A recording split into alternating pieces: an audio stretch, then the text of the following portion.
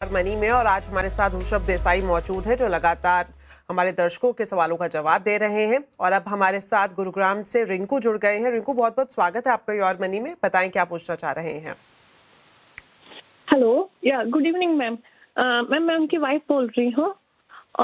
हमारा क्वेरी था कि हम 36,000 हम मंथली SIP के थ्रू हम इन्वेस्ट कर रहे हैं और 20 to 25,000 हम और इन्वेस्ट करना चाहते हैं मंथली। तो मेरा फर्स्ट क्वेरी था, क्या जो हमने वो इंडेक्स फंड मैंने आपको भेजे हैं, क्या उनमें से कौन सा इंडेक्स फंड हम ले सकते हैं? और साथ में क्या एक और स्मॉल कैप भी हम जोड़ सकते हैं, बंधन स्मॉल कैप और निपन स्मॉल कैप, जो हमारे पोर्टफोलियो को सूट करे और अच्छा रिटर्न दे?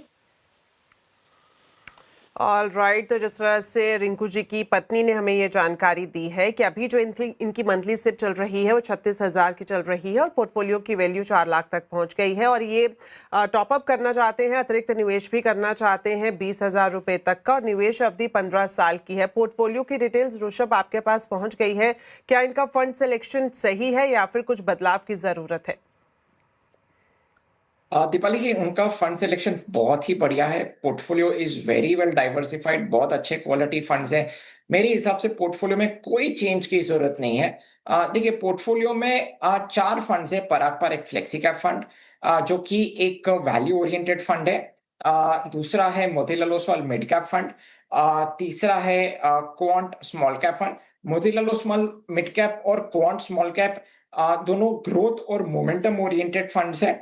और SBI कॉन्ट्रा फंड एक कॉन्ट्रा ओरिएंटेड फंड है। तो इसमें आपको अलग अलग स्टाइल डाइवर्सिफिकेशन भी मिल गया। आपको वैल्यू, ग्रोथ, मोमेंटम, कॉन्ट्रा, आपको एक स्टाइल डाइवर्सिफिकेशन भी मिल गया और अलग अलग मार्केट कैपिटलाइजेशन का भी आपको डाइवर्सिफिकेशन मिल गया। क्योंकि जो पराग पर एक फ्लेक्सी कैप है which is tilted towards large cap, तो उसको लार्ज कैप डाइवर्सिफिकेशन अच्छे से मिल गया और आपको मिड एंड स्मॉल कैप का भी अच्छे से एक्सपोजर मिल गया। मेरे हिसाब से पोर्टफोलियो में कोई चेंज करने की जरूरत नहीं है, कोई एडिशनल फंड्स इंक्लूड करने की भी जरूरत नहीं है।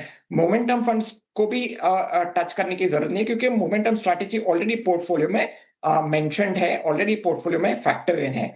अगर मैं देखिए अज्यूम कर रहा हूँ 12% compounding returns for the next 15 years, जो कि उन्होंने कहा कि ओवरऑल 56,000 रुपीज की SIP वो कर सकते हैं ऑल इन ऑल। वो करीबन 2 crore 82 lakhs के आसपास वो 15 साल के बाद इकट्ठा कर पाएंगे। सो जो भी एडिशनल पैसा भी इन्वेस्टमेंट करना है, ये 4 फंड्स में इक्वल प्रोपोर्शन में आप इन्वेस्टमेंट करें। मेरे हिसाब से you will be very well sort. All right, चलिए बढ़ते आगे। अब हमारे साथ आशीष गुप्ता सिक्किम से जुड़ गए हैं। आशीष जी, स्वागत है आपका योर मनी में। पूछिए अपना सवाल।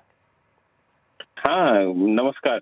अच्छा, मैंने 60,000 का SIP कर रखा है और 10,000 ईच है।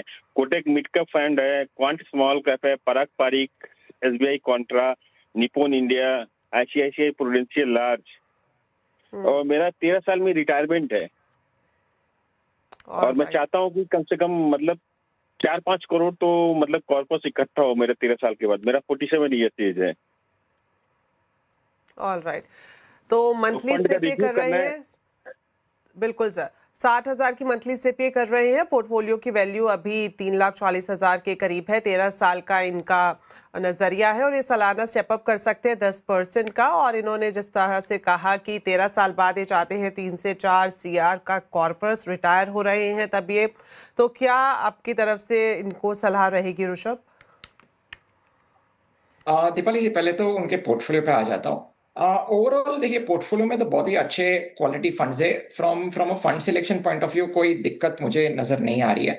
मगर मैं 3 चेंजेस में मैं रिकमेंड करना चाहूंगा। नंबर 1, पोर्टफोलियो में 2 स्मॉल कैप फंड्स है।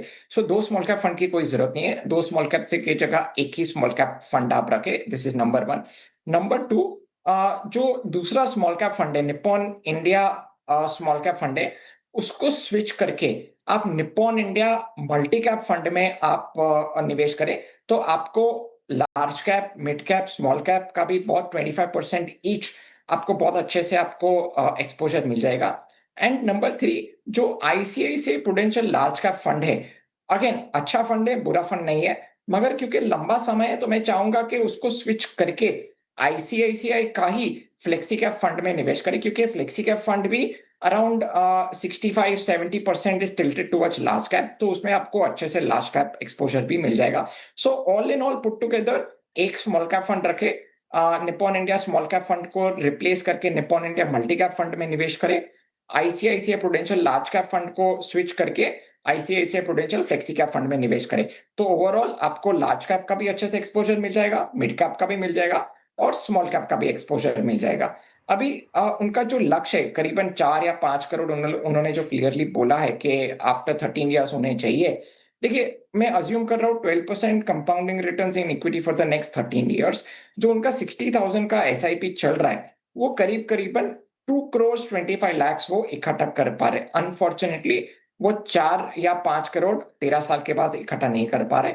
अगर उन्हें 4 या 5 करोड़ रुपया इकट्ठा करना है तो उन्हें अराउंड 15 to 20% का एनुअल एसआईपी टॉपअप करना पड़ेगा।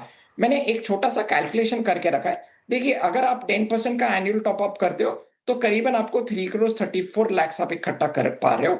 मगर आपको 4 या 5 करोड़ इकट्ठा करना है तो 15 to 20% का एनुअल एसआईपी टॉपअप करना पड़ेगा। जी जी, तो वक्त यहीं पर ही खत्म हो रहा है। Rishabh, thank you so much show में आने के लिए। साथ ही साथ हमारे व्यूवर्स का भी बहुत बहुत धन्यवाद। और अब आपसे इजाजत लेंगे और जाते जाते आपको दिखाते हैं ऋषभ के टॉप 4 फंड्स।